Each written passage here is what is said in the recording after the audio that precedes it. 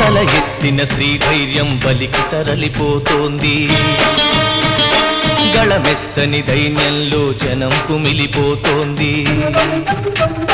మనువాదపు మంటల్లో ఊరు తగలబడుతోంది. మగ పశువుల కాళ్ల కింద మగువ నలిగిపోతోంది. ఈ దౌష్ట్యం ఇక వద్దని, ఈ క్రౌర్యం ఇక రద్దని అరవండో. పంచముణ్ణి సృష్టించిన ఆ వంచకుడెవడని అడగండో.